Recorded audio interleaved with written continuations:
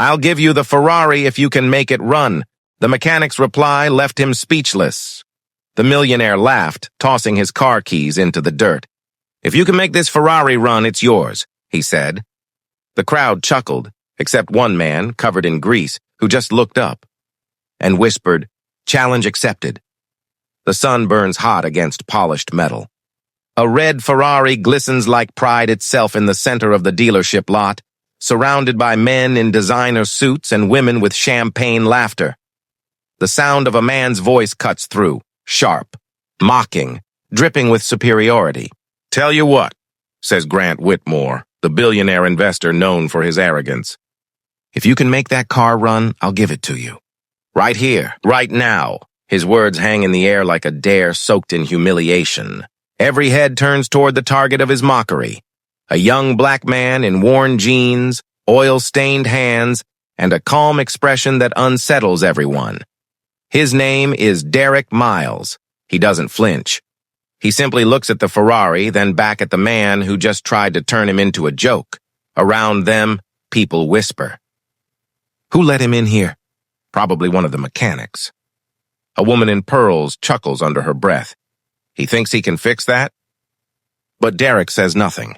He studies the car, its engine, its silence, its pride, as if it's speaking a language only he understands. Grant smirks and claps once. "Come on, show us your magic, Mr. Mechanic." The crowd laughs again.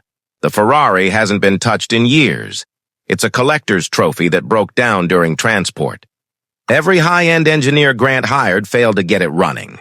It sits there like a monument to his wealth. And now, to Derek's potential humiliation. Derek walks closer.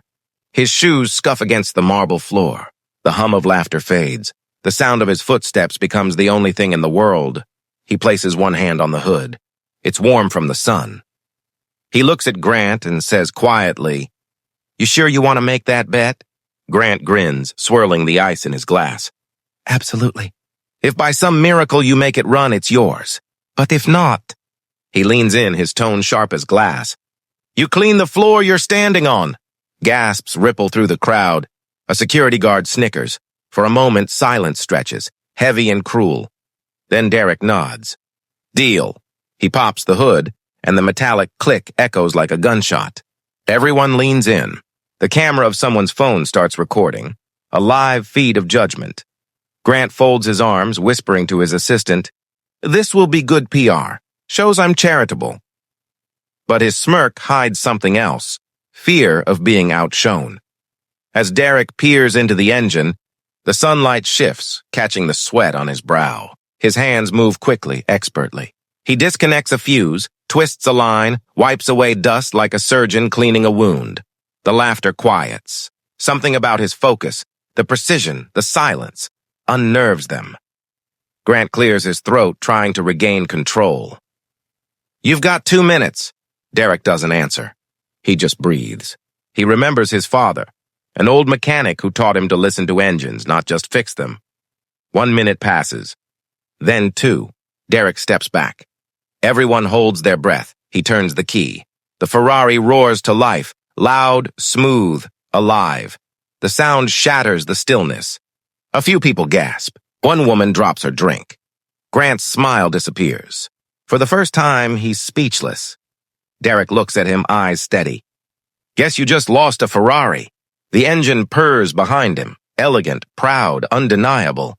But the silence from the crowd is even louder. Grant stares, his power slipping, his arrogance cracking under the weight of truth. And Derek, standing tall in the sunlight, says quietly, "You said you'd give it to me. I don't need your car. I just wanted you to hear it run." The crowd murmurs, unsure whether to clap or hide. Grant's jaw tightens. His pride is bleeding. Then, through clenched teeth, he says, "Who? Are you?" Derek wipes his hands and walks away, the Ferrari engine still humming behind him. The question hangs unanswered. Who is Derek Miles? And why did a man with nothing just humiliate a billionaire in front of everyone? The sound of the Ferrari fades into the distance, but Derek's quiet victory echoes long after. He walks down the sunlit street, wiping his hands on a rag that's seen better days. The rag, like him, has done more work than it should have. A bus screeches by, splashing puddle water across his worn shoes. He doesn't react. He's used to that. Life throwing mud while he keeps walking. At the corner, he stops at a small flickering laundromat sign. Miles and Son Auto Repair. The letters are faded. The word son is half broken, just like the dream that once lived there.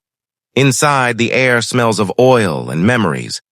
An old radio hums softly, a gospel tune about grace and perseverance.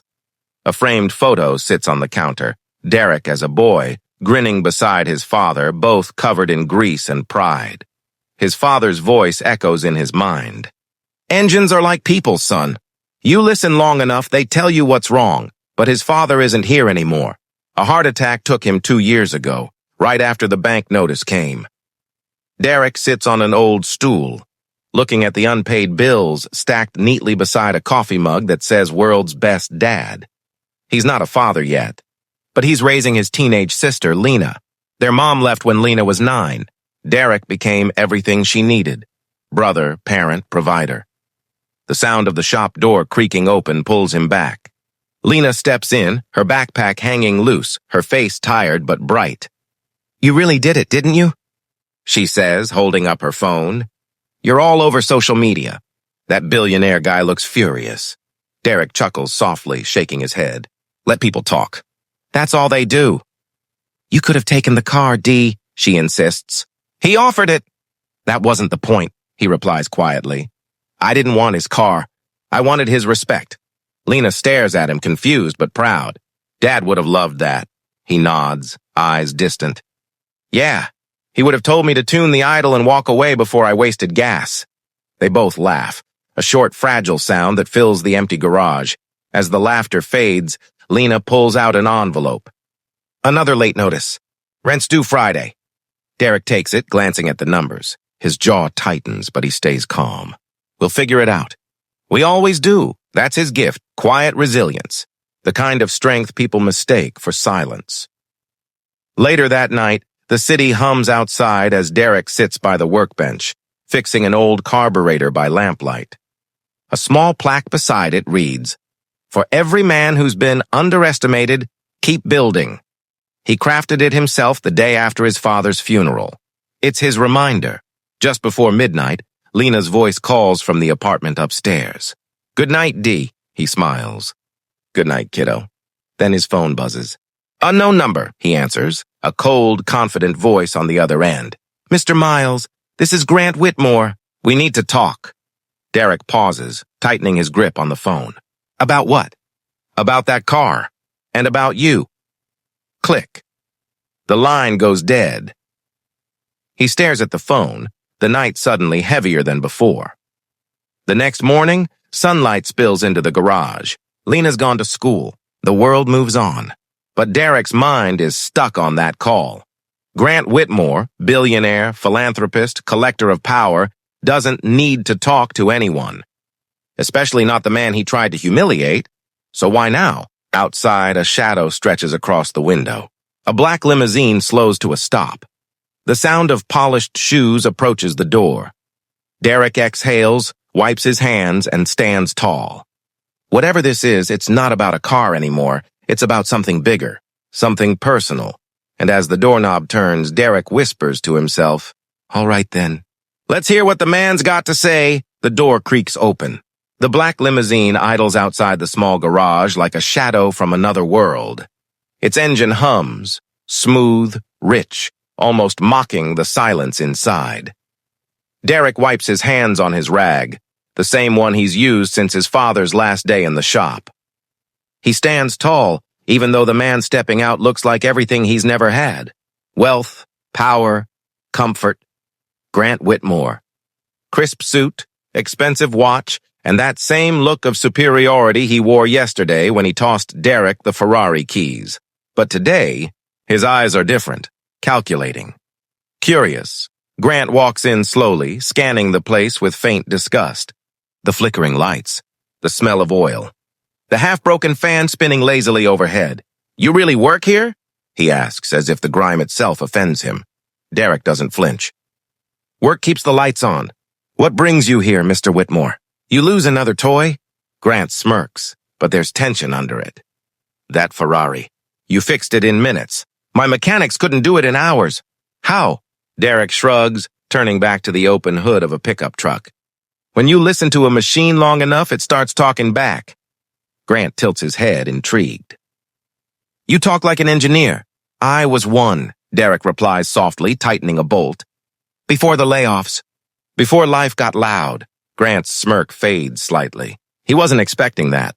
He walks around the shop, running a hand across an old tool chest. You could be working for me, you know. My company could use a man like you. Derek stops, eyes narrowing. Doing what? Fixing the toys you break? Grant chuckles, half amused, half defensive. You think you're better than me? No, Derek says calmly. Just louder when I'm underestimated. The tension thickens. Outside, a breeze rattles the metal sign above the door. Inside, silence stretches like a wire ready to snap. Grant finally exhales, pacing a few steps. You humiliated me in front of my entire club yesterday. Do you have any idea who I am? A man who gave away a Ferrari because he thought a black mechanic couldn't fix it, Derek says evenly. But I guess I did. Grant's jaw tightens. His hand clenches, then releases. He studies Derek again. Not as a threat now, but as a mystery. Tell me something, Grant says quietly. Why didn't you take the car? You earned it. Derek looks up, his expression unreadable. Because pride and purpose don't fit in the same garage. That line hangs in the air. Grant has no reply. Instead, his gaze drifts toward the photo of Derek's father on the counter. He your mentor? Derek nods. My father. Everything I know came from his hands. He must have been a great man. He was, Derek says softly, until the system decided his color made his shop worth less. Grant looks away, guilt flickering for a split second. He finally speaks. Listen, I'm not here to argue. I'm here to make a deal. Derek arches an eyebrow. A deal? Grant steps closer. That Ferrari, it's still yours if you want it. But I also want you to consult for my company. Engines, restoration, design. You'll be paid more in a month than this shop makes in a year. Silence. Only the ticking clock fills the air. Derek sets down his wrench, turning slowly. Why me? Grant hesitates. Then for the first time, he sounds almost honest. Because for the first time in years, someone made me feel small, and I want to understand why. Derek studies him for a long, quiet moment. Then he says, You don't learn humility by hiring it, Mr. Whitmore. Grant blinks, unsure whether he's been insulted or inspired.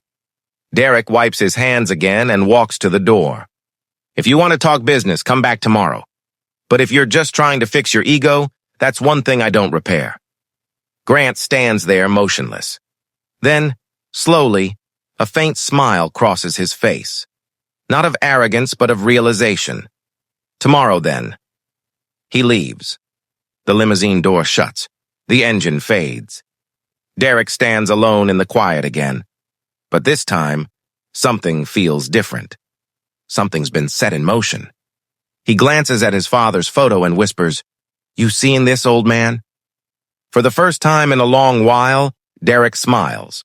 But deep down, he knows tomorrow won't be about cars. It'll be about character, and not everyone survives that kind of test. The next morning arrives heavy with rain, the kind that soaks the streets and makes the air smell like rust and regret. Derek's garage glows faintly under the gray sky, its flickering signs stubbornly refusing to die. Just like him. Inside, he's tightening the last bolt on a customer's truck when the sound of tires cutting through puddles fills the air. The black limousine returns, its reflection shimmering in the wet ground. Derek doesn't look up. He just says quietly, You came back. Grant Whitmore steps out, no umbrella this time. His expensive shoes splash into the mud. His suit jacket is gone, shirt sleeves rolled. The arrogance from yesterday is dimmed, replaced by something that almost looks human. You said to come back if I wanted to talk business, he says, voice steady but low. I'm here. Derek straightens, his face unreadable. Then talk. Grant takes a slow breath. I didn't sleep last night. I kept thinking about what you said, Amis, about pride and purpose. He pauses. You were right. I've spent my life chasing power because I thought it made me untouchable. Derek crosses his arms. You're still not used to being told no, are you? Grant smiles faintly. Maybe that's what I came here to learn. He looks around the shop, the cracked walls, the dripping roof, the framed photo of Derek's father, the workbench lined with tools that have seen more sweat than most men ever will. Your father taught you well, Grant says softly. I can see it in how you work. Derek's eyes flicker, a mix of pride and pain. He built this shop with his bare hands. It was supposed to be mine and my brother's. Grant tilts his head. Supposed to be? Derek exhales. My brother joined the army, never made it home. After that, my father couldn't handle the silence. When he passed, I kept this place running, barely. There's a pause. Long, quiet, human.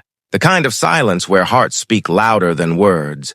Then Grant says, almost hesitantly, You remind me of someone. My father. He chuckles bitterly. Except he didn't build. He bought. And when he couldn't buy something, he destroyed it. And you? Derek asks. Grant looks him in the eye. I became him. A flash of thunder rolls outside. Derek doesn't move. Then maybe it's time to stop. Grant nods slowly, then walks toward the Ferrari parked under a tarp in the corner. The same one from that humiliating day. He pulls the cover off. The car gleams under the dim light, almost like it's holding its breath. You fixed it perfectly, he says, but I came to fix something else. He reaches into his pocket and pulls out the keys, placing them gently on Derek's workbench. It's yours. Not as a prize, as a symbol of respect. Derek stares at the keys. Doesn't touch them. You still don't get it, do you? He says quietly. Grant blinks. What do you mean? Respect doesn't come with a price tag. Derek's voice is low but sharp, like a blade wrapped in calm. You think giving me that car erases what you said? What you thought about me? Grant lowers his head. No, it doesn't. Derek steps closer, his tone steady but fierce. You judged me before you even knew my name. You saw my skin, my clothes, this garage, and thought you knew my worth. You thought power made you bigger, but power's just noise. Character, that's what echoes. Grant swallows hard. His eyes glisten, but he doesn't look away. For the first time, he listens. Really listens. Then Derek does something unexpected. He slides the keys back across the bench. You keep them. But every time you start that engine, remember this moment. Remember the man you tried to humiliate taught you how to listen. Grant takes a shaky breath, his hand trembling as he grips the keys. I will, he says quietly. Outside, the rain begins to ease, a faint glow cutting through the clouds. Grant looks at Derek, his voice softer than before. You've got something I never did. What's that? Peace. Derek smiles faintly. You don't find peace, Grant. You build it. The words hit harder than any engine roar. Grant turns toward the door, pausing one last time. Maybe you can show me how. Derek wipes his hands, looking at the man who once mocked him. Maybe I already have. Grant leaves, the limousine driving away into the clearing light, leaving behind the echo of humility, the sound of change beginning, and for the first time, Derek doesn't hear the rain. He hears something deeper, the sound of pride rebuilt. A week passes. The rain is gone, replaced by sunlight spilling through the open doors of Derek's garage. Dust glitters in the golden light like it's dancing to some silent, peaceful song. Derek works quietly, sleeves rolled, music humming from an old radio, the same rhythm his father used to whistle. For the first time in years, his shoulders aren't heavy, then the sound of tires again. Not the deep hum of arrogance this time, but something lighter, cleaner. Grant Whitmore steps out. No limousine, no suit. Just jeans, a shirt rolled to his elbows, and a smile that doesn't hide anything. He holds a folder in his hand and walks toward Derek. I didn't come to talk business, he says softly. I came to ask for help. Derek arches an eyebrow. Help? Grant nods. You were right. Respect isn't bought. It's built. I've been building something new. And I want you to be part of it. He opens the folder. Inside are architectural plans, sketches, and blueprints. At the top, the name, the Whitmore Foundation for Technical Education. Derek looks up. Grant continues, a place where young mechanics, engineers, anyone, no matter where they come from, can learn. I want to build it where your father's shop started. Silence. The hum of the radio fills the space. The song suddenly feeling like it was meant for this moment. Derek's voice is quiet. Why here? Grant looks around the shop. Because this is where I learned what I never got from all my money. Humility, purpose, the kind of lessons you can't buy in a boardroom. Derek's eyes soften. He picks up one of the sketches, runs his hand over the paper. A classroom filled with tools. A small sign over the door that reads, Whitmore and Williams Technical Center. His father's name. Derek looks up, emotion tightening his throat. You put his name next to yours? Grant nods. He deserves it. And so do you. For a long moment, Derek says nothing. His chest rises and falls, steady, heavy, human. Then he smiles. Small. Genuine. You really changed. Grant chuckles softly. No, I finally started learning. They shake hands, firm, honest, equal. The sound of it echoes louder than any deal Grant has ever made. Weeks later, construction begins. The neighborhood that once walked past Derek's small garage now stops to watch the transformation. Walls painted, tools donated, students lining up, kids from all backgrounds, all colors, learning how to build engines, repair machines, and design the future. Every time Derek walks through the new workshop, he sees his father's photo on the wall. Below it, a quote, Respect doesn't come with a price tag. One afternoon, Grant visits again. The facility is almost finished. Children laugh in the courtyard, their hands covered in grease and hope. Grant watches them quietly, his voice low. You know, when I first met you, I thought I was teaching you a lesson. Derek glances at him, smiling. Turns out I was the teacher. Grant nods, eyes distant but bright. Some lessons take time to hear. They both stand there. Two men who began on opposite sides of a cruel moment, now sharing the same horizon. As the sun sets behind the workshop, painting everything in gold and orange, Derek's daughter runs out from the classroom. Dad, look! My first engine! Derek lifts her up, laughter breaking through the last pieces of his old pain. Grant watches, not with envy, but with peace. And as the evening light fades, the story closes, not on power, not on revenge, but on restoration. Because sometimes the engines we rebuild aren't made of steel, they're made of people. Some people wear badges, others wear courage, but the ones who truly change the world are the ones humble enough to listen. If this story moved you, share it, because truth always finds a way.